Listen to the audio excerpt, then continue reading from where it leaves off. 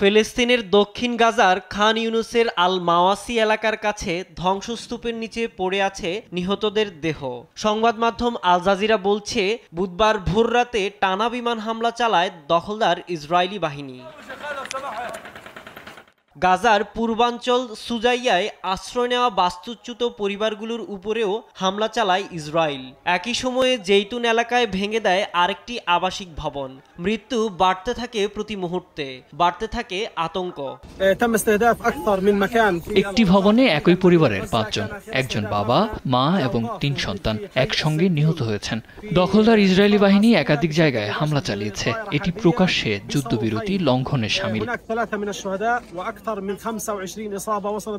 যুদ্ধবিরতি কার্যকর হওয়ার পর থেকেই হামলা থেমে নেই জানাচ্ছেন স্থানীয় সাংবাদিকরা।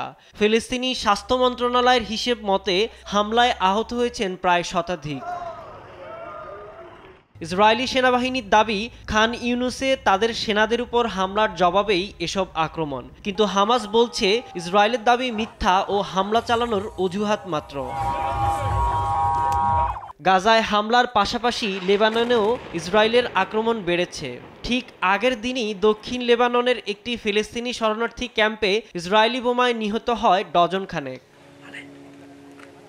সংবাদ মাধ্যম আল জাজিরার বিশ্লেষণে দেখা গেছে, 10 অক্টোবর থেকে এখন পর্যন্ত ইসরায়েল যুদ্ধবিরতির লঙ্ঘন করেছে 393 বার।